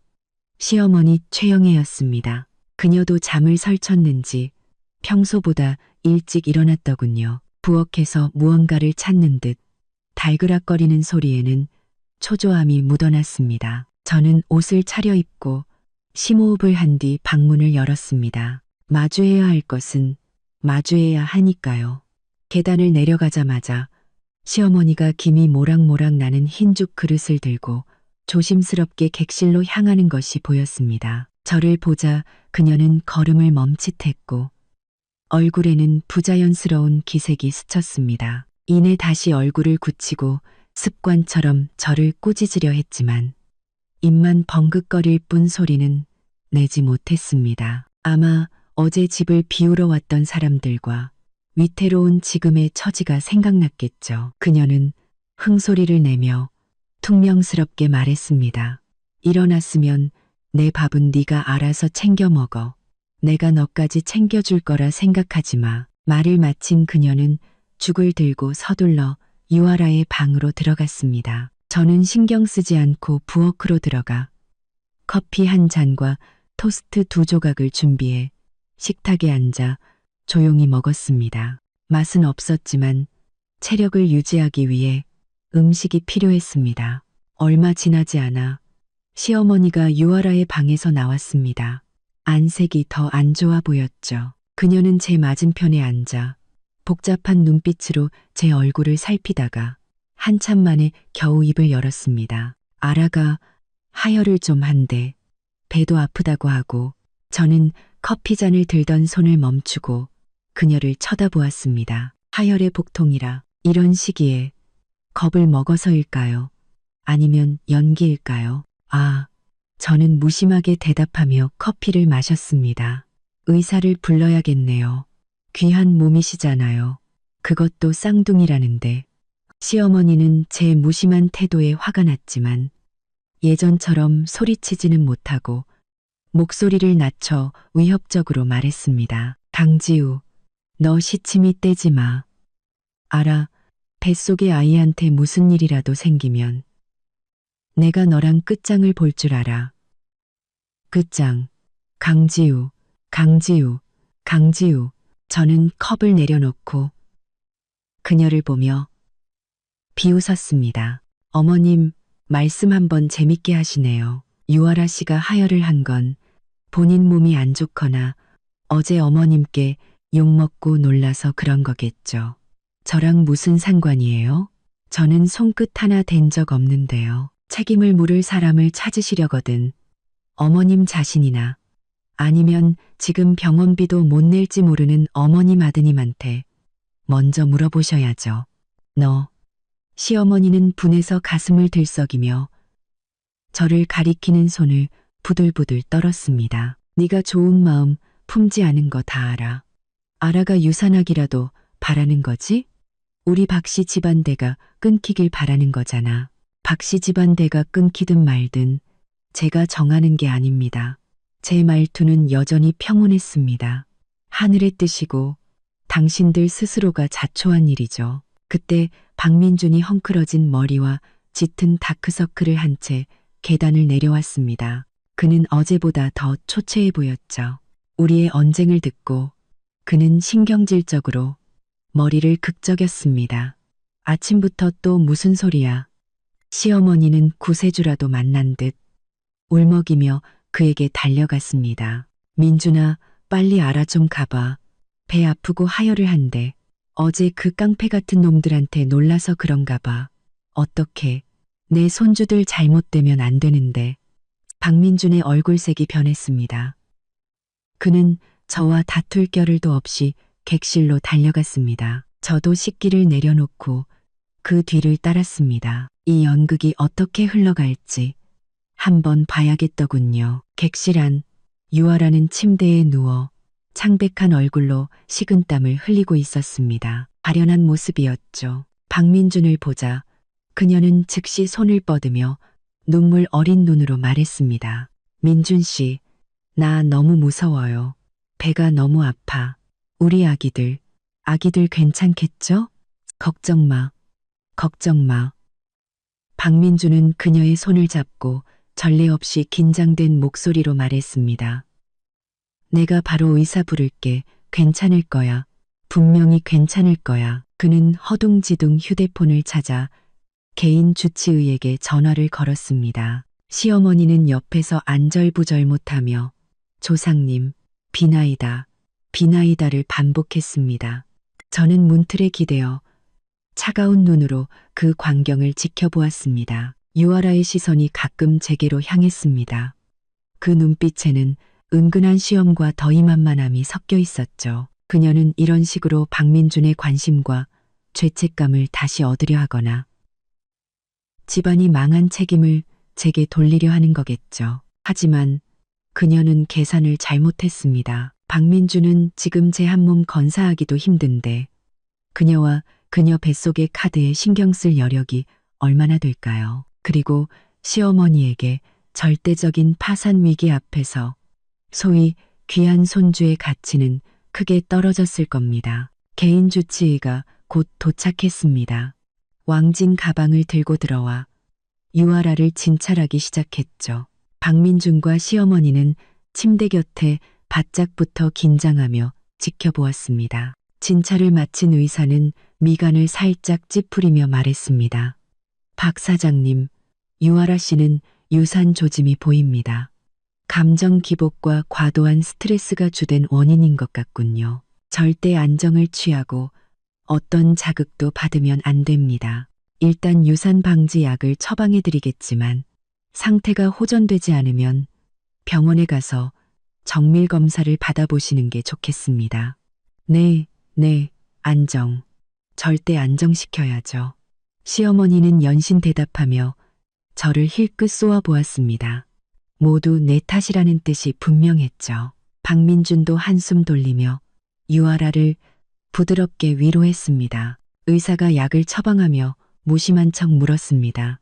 박 사장님, 진료비와 약값은 지금 결제하시겠습니까? 아니면 박민준의 표정이 순간 굳어졌습니다. 얼굴에는 당혹감이 스쳤죠. 그의 명의로 된 모든 카드는 동결되었고 현금은 어젯밤 집안을 다 뒤져도 얼마 찾지 못했을 겁니다. 그는 무의식적으로 주머니를 더듬으며 얼버무렸습니다.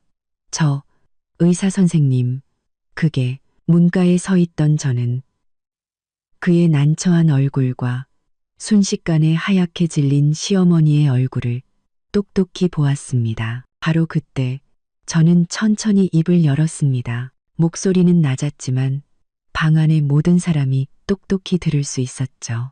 의사 선생님, 진료비랑 약값이 얼마인가요? 제가 현금으로 드릴게요. 순간 모든 시선이 제게 집중되었습니다. 박민준의 놀라움과 불신, 시어머니의 충격과 의심, 그리고 유아라의 감출 수 없는 질투와 원망. 저는 아무렇지 않게 지갑에서 어젯밤 챙겨둔 현금의 일부를 꺼내 의사에게 건넸습니다. 와주셔서 감사합니다. 의사도 조금 놀란 듯 했지만 묻지 않고 돈을 받아 약을 남기고 떠났습니다. 의사가 떠나자마자 시어머니가 제게 달려들어 날카로운 눈빛으로 쏘아붙였습니다. 강지우, 너 이 돈 어디서 났어? 민준이 돈은 다 묶였는데 네가 어떻게 현금이 있어? 박민준도 저를 뚫어지게 쳐다보았습니다.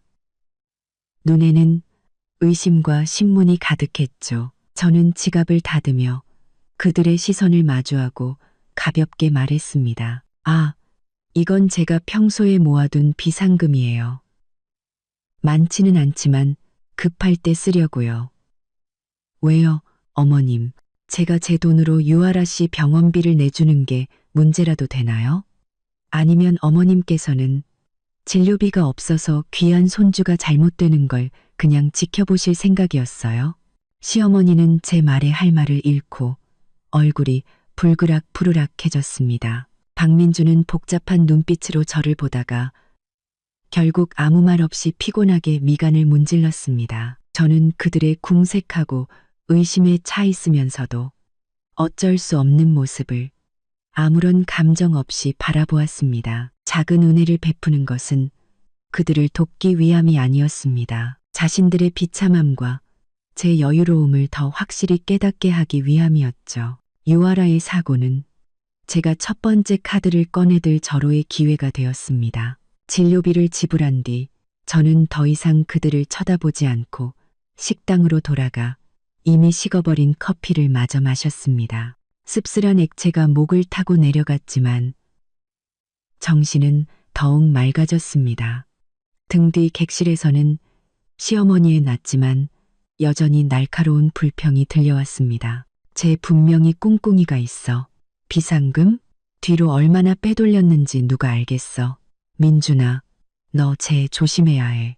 제가 외부인이랑 짜고 박민준이 신경질적으로 말을 끊었습니다. 엄마, 제발 좀 조용히 하세요. 지금도 충분히 복잡하다고요. 하지만 그의 말투에는 의심의 씨앗이 이미 뿌리내려 싹을 틔운 것이 분명했습니다. 유아라의 가느다란 흐느낌이 다시 들려왔습니다. 억울함과 원망이 섞인 목소리였죠. 민준 씨, 어머님, 저 정말 무서워요. 누가 제가 아이를 낳는 걸 원하지 않는 것 같아요. 저는 커피잔을 들고 거실 창가로 갔습니다. 창밖은 이미 환하게 밝았지만 이 동네는 여전히 조용했습니다. 다만 그 고요함 아래에는 보이지 않는 압류가 흐르고 있었죠. 문 밖을 서성이던 기자들은 아직 흩어지지 않고 사냥감을 기다리는 사냥개처럼 버티고 있었습니다. 좋아요. 관객들은 모두 제자리에 있군요. 저는 컵을 내려놓고 평소에 쓰던 휴대폰을 꺼내 주소록에서 번호 하나를 찾아 눌렀습니다. 전화는 곧 연결되었고 수화기 너머에서는 단정하고 침착한 여성의 목소리가 들렸습니다. 안녕하세요. 강지우님, 김 변호사님. 제 목소리는 평온했습니다. 오늘 오전 9시에 저희 집으로 좀 와주세요. 전에 부탁드렸던 이혼 합의서 관련 서류 전부 가지고요. 전화기 저편에 김 변호사는 놀라지 않은 듯 확인하듯 말했습니다. 네, 알겠습니다.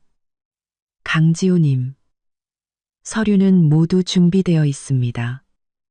재산 목록, 지분 증명서, 사본, 그리고 제공해 주신 일부 증거 자료까지요. 9시 정각에 도착하겠습니다. 고맙습니다. 저는 전화를 끊었습니다. 이혼, 이 단어는 제 마음속에서 오랫동안 맴돌았습니다. 이제 입 밖으로 내뱉으니 오히려 후련한 기분이 들었습니다. 예전에는 수년간의 정과 함께 일군 가업 때문에 망설였지만 이제 그 모든 것은 3번의 따귀와 집안으로 들인 상간녀 때문에 산산조각 났습니다. 그 부스러기 같은 미련은 버려도 아깝지 않았습니다. 등 뒤에서 박민준의 발소리가 들렸습니다. 그는 제 곁으로 다가와 밤새 잠 못 이룬 피로와 초조함이 섞인 어두운 얼굴로 물었습니다. 방금 누구랑 통화했어? 저는 휴대폰을 챙겨넣고 그의 시선을 피하지 않은 채 돌아보았습니다. 제 변호사요. 변호사? 박민준은 미간을 찌푸렸습니다. 변호사는 왜? 지금 회사가 이 모양인데 변호사는 당연히 법적인 문제를 처리하려고 부르는 거죠. 저는 그의 말을 끊고 또렷하게 선언했습니다. 박민준 씨, 우리 이혼해요. 그리고 또렷하게 선언했습니다. 공기가 얼어붙는 것 같았습니다. 박민준은 눈을 크게 뜨고 마치 제 말을 못 들었거나 믿을 수 없다는 듯한 표정이었습니다. 너, 뭐라고? 이혼하자고요. 저는 반복했습니다. 목소리는 낮았지만 단호했죠. 오늘 오전 9시에 제 변호사가 와서 이혼 합의서 세부 사항에 대해 이야기할 거예요. 박민준의 얼굴 근육이 경련하더니 놀라움은 분노로 변했습니다. 강지우, 너 미쳤어. 지금이 어떤 상황인지 몰라. 회사가 망하기 직전인데 이 타이밍에 이혼을 하자고. 날 죽일 셈이야. 당신을 죽여요? 저는 그의 격앙된 모습을 보며 실소가 나왔습니다. 박민준 씨, 당신을 죽이는 건 당신의 부풀려진 야망, 결혼에 대한 배신, 그리고 당신 내모자의 각박함이에요. 이혼은 저는 객실에서 뛰쳐나온 시어머니와 문가에 창백한 얼굴로 서 있는 유아라를 훑어보며 목소리를 높였습니다. 이혼은 당신과 어머님이 유아라 씨를 이 집에 들이고 저더러 모시라고 했을 때 정상적인 사람이라면 당연히 해야 할 선택을 한 것뿐이에요. 제가 남편의 외도를, 시어머니의 모욕을, 심지어 남편의 아이를 임신한 상간녀를 모시는 것까지 참고 받아들여야 했나요? 시어머니가 소리쳤습니다. 이혼해. 하면 되지. 지금 우리 박씨 집안이 너 같은 거 아쉬워할 줄 알아? 알도 못 낳는 암탉 같은 년. 너 없어도 우리 민준이는 아라랑 정식으로 결혼해서 씩씩한 아들 낳고 잘 살 거니까. 유아라의 얼굴에도 때마침 수줍음과 기대감이 스쳤습니다. 정식으로요? 저는 세상에서 가장 웃긴 농담이라도 들은 듯이 박민준의 구겨지고 술 냄새 나는 정장과 곧 압류될 이 집을 훑어보았습니다. 어머님, 아직 잠이 덜 깨셨나 봐요. 어머님 아들과 이 집 꼴을 좀 보세요. 아직도 그런 자본이 남아있다고 생각하세요. 휴지 조각이 될 주식으로요. 아니면 은행에 넘어갈 이 집으로요. 제 말은 칼날처럼 그들의 마지막 희망을 베어냈습니다. 박민준의 얼굴은 붉어졌다가 파랗게 다시 하얗게 질렸습니다. 시어머니는 목이 졸린 듯 말을 잇지 못했고 유아라의 눈에 어렸던 기대는 공포로 변했습니다. 시어머니는 강지우, 박민준의 관자놀이에 핏대가 섰습니다.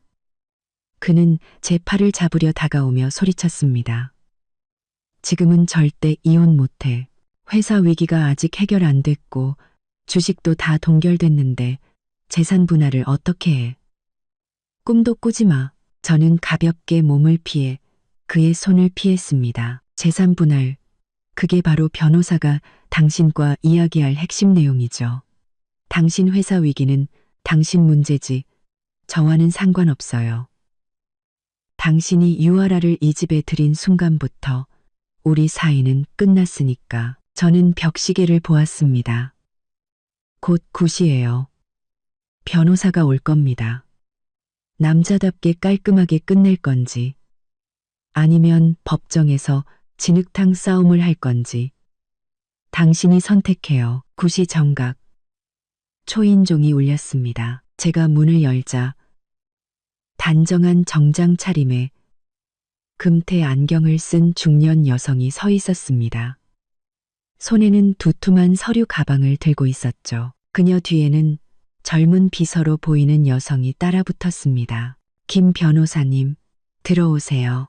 김 변호사는 고개를 끄덕이며 어지러운 거실과 굳은 얼굴의 박민준, 그리고 저기에 찬 시어머니를 빠르게 훑어보았습니다. 강지우님, 시어머니는 변호사를 보자마자 꼬리가 밟힌 고양이처럼 달려들어 소리쳤습니다. 누가 당신을 불렀어?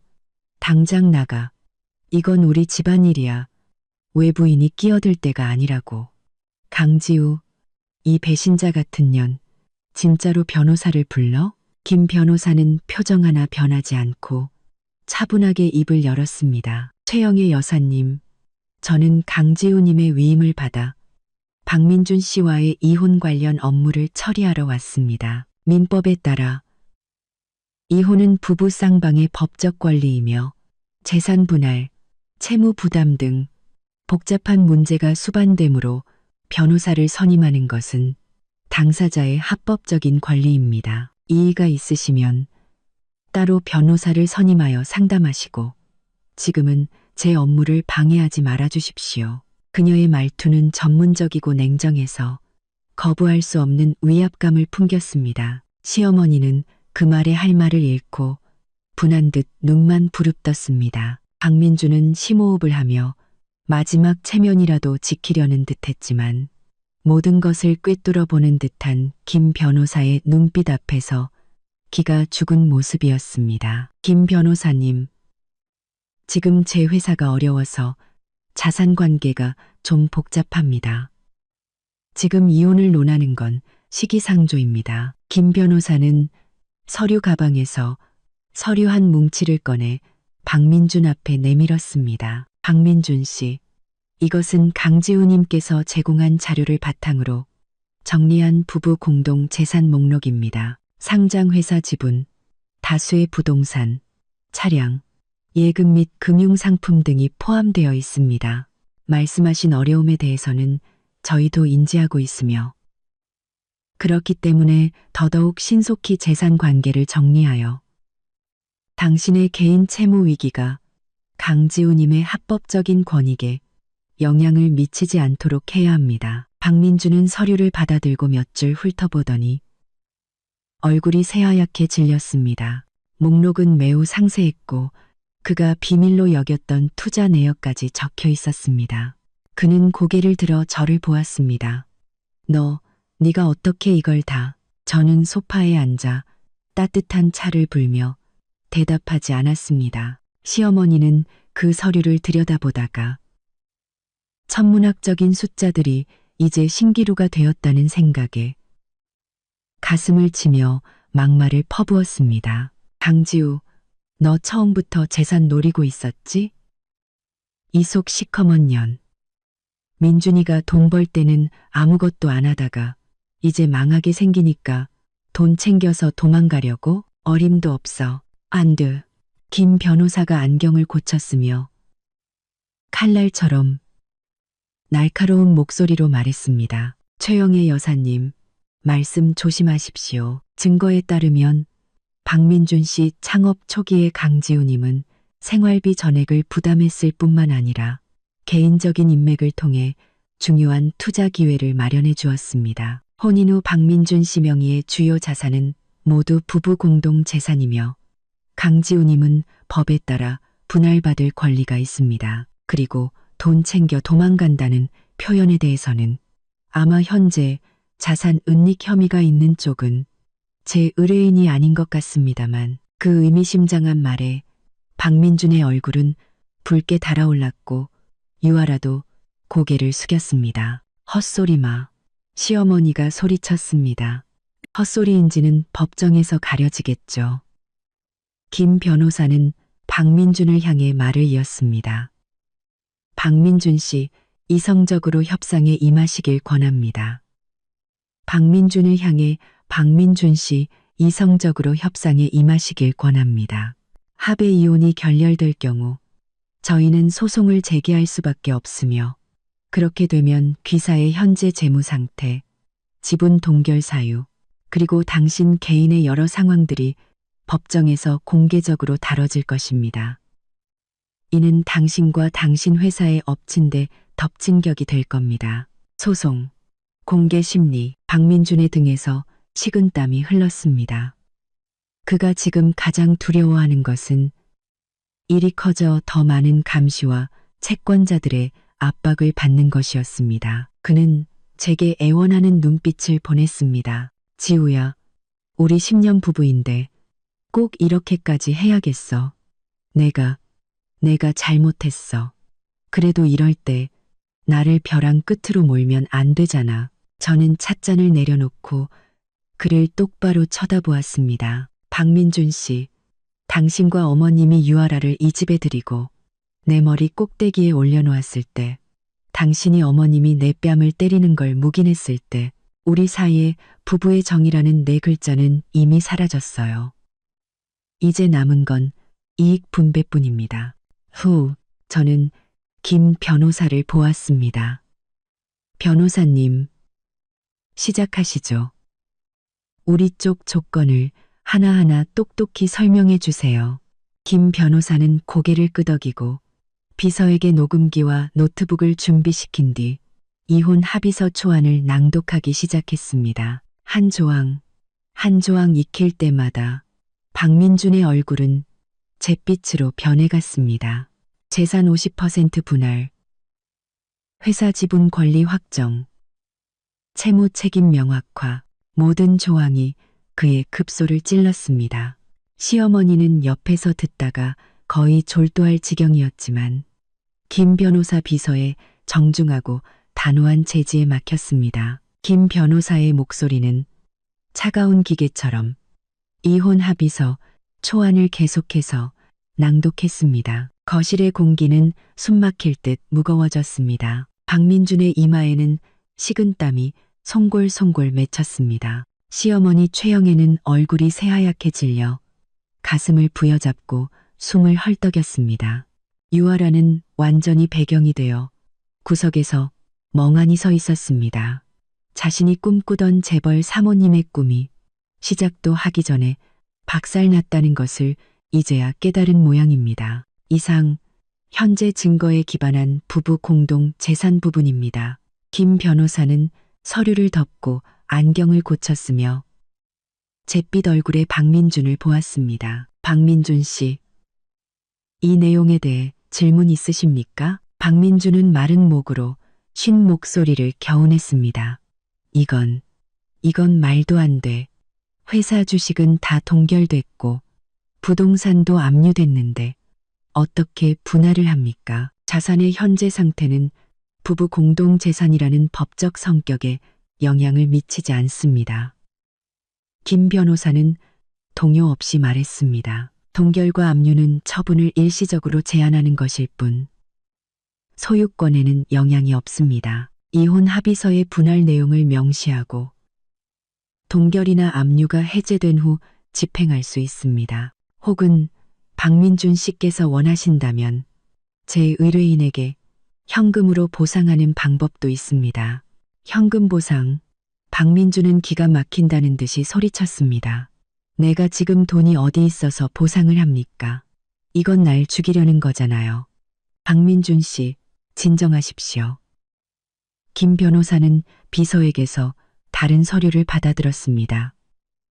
당신의 현재 재무 상태에 대해서는 저희도 어느 정도 파악하고 있습니다. 이것은 당신이 최근 해외로 자금을 빼돌리려 한 거래 기록과 차명으로 보유한 일부 투자 프로젝트에 대한 초기 증거 자료입니다. 제 의뢰인은 당신이 부부 공동 재산을 악의적으로 은닉, 처분했다고 의심할 충분한 이유가 있습니다. 만약 이것이 사실로 밝혀질 경우 재산 분할 시 당신은 재산을 거의 또는 전혀 분할받지 못하는 불리한 결과를 맞게 될 것입니다. 자금 빼돌리기, 차명. 박민준은 눈을 동그랗게 뜨고 믿을 수 없다는 듯이 김 변호사를 보다가 이내 제게로 시선을 돌렸습니다.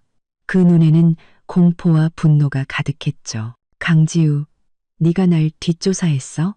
이 자료들 어디서 구한 거야?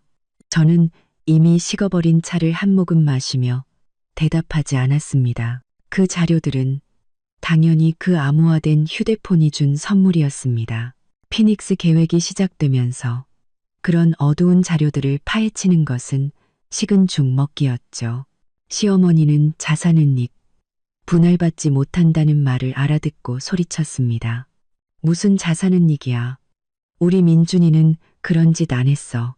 저 독한 년이 우리 재산 독차지하려고 뒤집어 씌우는 거야.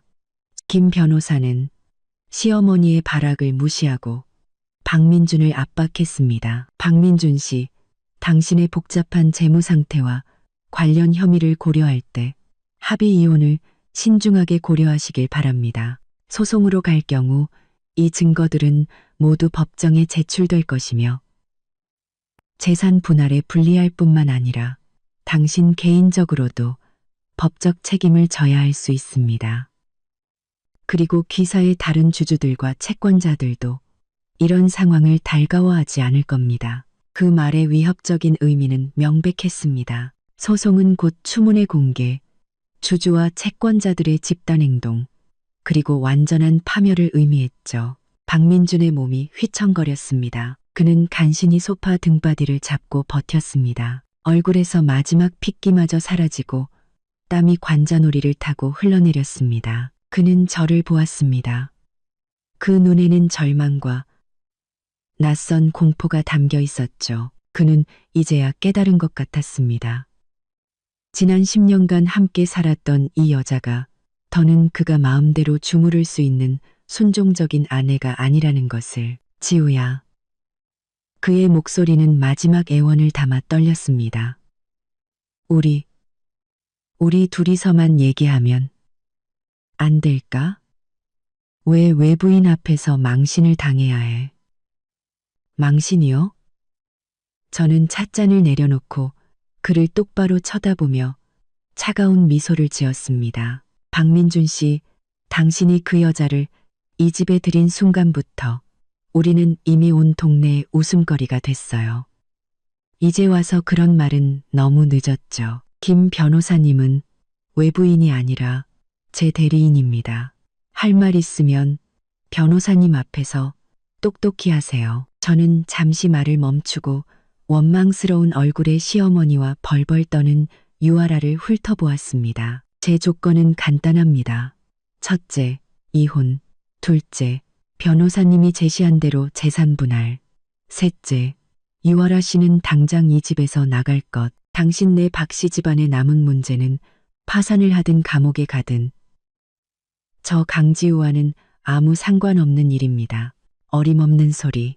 시어머니가 유아라의 배를 가리키며 소리쳤습니다. 아라는 우리 박씨 가문의 대를 품고 있어. 여기서 편안하게 태교해야 해. 아무도 못 내쫓아. 태교요? 저는 어이없다는 듯이 말했습니다. 어머님, 아직 상황 파악이 안 되시나 봐요. 이 집, 곧 은행에 넘어갑니다. 귀한 손주님, 어디서 태교시키실 건데요? 길바닥에서요? 시어머니는 그 말에 숨이 막혀 격하게 기침을 했습니다. 유아라는 더 하얗게 질려 무의식적으로 배를 감쌌습니다. 박민주는 이 통제 불능의 상황과 냉정한 저, 히스테릭한 어머니, 그리고 울기만 하는 애인을 보며 마침내 무너졌습니다. 그는 머리를 감싸쥐고 바닥에 주저앉아 상처 입은 짐승처럼 신음했습니다. 끝났어. 다 끝났어. 김 변호사는 차분하게 그 모습을 지켜보다가 서류 한 부를 탁자에 내려놓으며 말했습니다. 박민준 씨, 생각할 시간이 필요해 보이시는군요. 합의서 초안은 여기 두고 가겠습니다. 제 연락처도 있습니다. 48시간 내에 답변을 주시길 바랍니다. 그렇지 않으면 저희는 다음 법적 조치를 취할 수밖에 없습니다. 그녀는 제게 고개를 끄덕였습니다. 강지우님, 저희는 이만 가보겠습니다. 무슨 일이든 연락 주십시오. 네, 제가 배웅해 드릴게요. 문가에서 김 변호사가 나지막이 말했습니다. 증거는 충분합니다. 걱정 마세요. 박민준 씨에게는 선택의 여지가 거의 없습니다. 수고하셨어요. 변호사가 떠난 뒤 별장은 또 다른 죽음의 고요함에 빠졌습니다. 희망과 기력이 모두 빠져나간 뒤에 붕괴 직전의 고요함이었죠.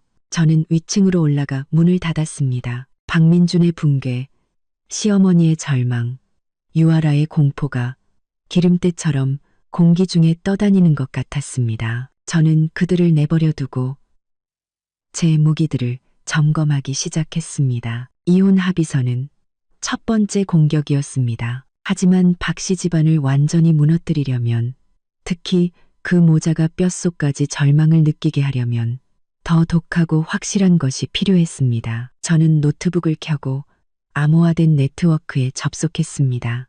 이 노트북 역시 아버지가 남겨주신 유산의 일부였죠. 메일함에는 발신인 불명의 새 메일 몇 통이 와 있었습니다. 첫 번째 메일에는 박민준 회사 주요 주주들의 최근 통화 기록 요약이 있었습니다. 그들은 공포에 떨며 박민준을 원망하고 있었고, 심지어 몇몇은 이미 몰래 자신들의 동결된 지분을 헐값에 넘기려 하고 있었습니다. 두 번째 메일에는 박민준의 자산을 동결시킨 상부의 지시 흐름이 담긴 기록 일부가 있었습니다. 세 번째 메일에는 박씨 그룹이 곧 파산할 것이라는 루머가 인터넷에 퍼지기 시작했다는 내용이 담겨 있었죠. 피닉스 계획의 효율은 놀라울 정도였습니다. 하지만 이것만으로는 부족했습니다. 그들이 가장 중요하게 여기는 허울뿐인가면, 소위 기업가 이미지와 재벌 체면, 그리고 대를 잇는다는 그 우스꽝스러운 집착을 찢어버려야 했습니다. 제 시선은 마지막 메일에 멈췄습니다. 제목은 유아라 배경 추가 조사 보고서. 저는 메일을 열었습니다. 안에는 몇 개의 스캔 파일과 사진이 첨부되어 있었습니다. 내용을 읽어내려가며 제 입가에는 차가운 미소가 번졌습니다. 역시나 이 유아라는 순진한 여자가 아니었습니다. 그녀는 갓 졸업한 대학생이 아니라 짧은 결혼 경력이 있었고 박민준을 만나기 전에는 여러 부자들 사이를 오가며 돈을 뜯어내는 전문 사기꾼이었습니다. 더 중요한 것은 그녀가 여러 번의 유산 수술로 인해 이번 임신 자체가 매우 위험한 상태라는 것이었습니다. 소위 쌍둥이 아들은 그녀가 사립병원 의사를 매수해 만든 가짜 진단이었습니다. 실제로는 단태아였고 그마저도 상태가 매우 불안정했죠. 참 대단한 쌍둥이 아들이고 대단한 박씨 가문의 희망이군요. 저는 시어머니가 이 사실을 알았을 때 어떤 표정을 지을지 상상했습니다. 박민준이 이런 여자에게 놀아나 자신의 모든 것을 잃었다는 것을 알게 되면 또 얼마나 볼만할까요? 저는 이 자료들을 암호화된 USB에 저장했습니다. 이 두 개의 시한폭탄은 가장 효과적인 순간에 터뜨려야 했습니다. 그때 아래층에서 격한 싸움 소리가 들렸습니다. 시어머니와 유아라였습니다. 다 너 때문이야. 이 재수 없는 년. 네가 오고 나서 좋은 일이 하나도 없었어. 어머님, 어떻게 그렇게 말씀하세요? 민준 씨가 저더러 있으라고 했잖아요. 이제 와서 다 제 탓이에요? 박씨 집안 핏줄? 어떤 놈의 씨인지 누가 알아? 너 같은 사기꾼 년이 뭐라고요? 이 노망난 할망구가 두 여자의 고함과 물건이 깨지는 소리가 들렸습니다. 박민주는 그들을 말리려 했지만 힘없는 목소리는 곧 묻혀버렸습니다. 저는 문을 살짝 열고 그 광경을 휴대폰으로 녹화했습니다. 시어머니와 유아라는 머리채를 잡고 싸우고 있었고 박민주는 소파에 주저앉아 얼굴을 감싸 쥐고 있었습니다. 이 영상은 그들의 관계를 끝장낼 마지막 한 방이 될 겁니다. 아래층의 싸움은 유아라가 나갈 거야. 당신들 후회하지 마. 라고 소리치며 문을 박차고 나가는 것으로 끝났습니다. 그리고 시어머니의 더 큰 통곡과 박민준의 짐승 같은 절규가 이어졌죠. 얼마 지나지 않아 제 휴대폰이 울렸습니다. 모르는 번호였지만 누군지 알 수 있었죠. 여보세요. 수화기 너머에서는 울음 섞인 유아라의 목소리가 들렸습니다. 강지우, 너지. 네가 다 꾸민 짓이지. 나도 가만 안 있을 거야.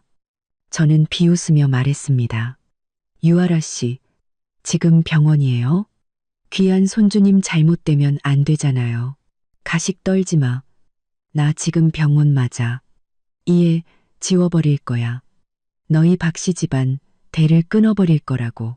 지운다고요? 저는 차갑게 말했습니다. 유아라 씨, 머리가 있으면 잘 생각해. 그 아이가 없으면 당신은 박씨 집안에서 아무 가치도 없어. 그리고 그 아들, 이 처음부터 거짓말이었다는 건 어쩌지? 사립병원 의사한테 돈 주고 단태아를 쌍둥이 아들이라고 속인 거 내가 모를 줄 알았어? 이 간공섭, 내가 그 증거들을 경찰에 넘기면 당신은 사기죄로 감옥에 갈 거야. 당신 전 남편이 거액의 도박빚을 지고 갑자기 사라진 것도 당신이 꾸민 짓이지? 수화기 너머에서 쿵하는 소리가 들리고 전화는 끊겼습니다. 저는 통화 기록을 삭제했습니다. 유아라 같은 인간은 그녀의 더러운 비밀을 폭로하는 것만으로도 충분했습니다. 그녀는 스스로 무너질 테니까요. 저는 아래층으로 내려갔습니다. 거실은 폐허 같았고 시어머니는 넋이 나가 있었으며 박민주는 술에 취해 있었습니다. 저는 그들 앞 탁자에 유아라의 비밀이 담긴 USB를 올려놓았습니다. 이 안에 당신들이 그토록 원하던 쌍둥이 금손주의 진실이 들어있어요. 어머님, 실망이 크시겠네요. 그 아이, 박씨 집안 핏줄인지도 불확실하거든요. 시어머니는 눈을 부릅뜨고 박민주는 술이 반쯤 깬 듯한 얼굴로 저를 보았습니다. 저는 더 이상 아무 말 없이 그 무거운 별장문을 열고 밖으로 나왔습니다. 등 뒤에서는 시어머니의 처절한 통곡과 박민준이 무언가를 부수는 소리가 들려왔습니다. 문 밖에는 기자들이 상어떼처럼 몰려들었습니다. 박사모님, 파산설이 사실입니까? 이혼을 요구하셨다는 게 사실인가요?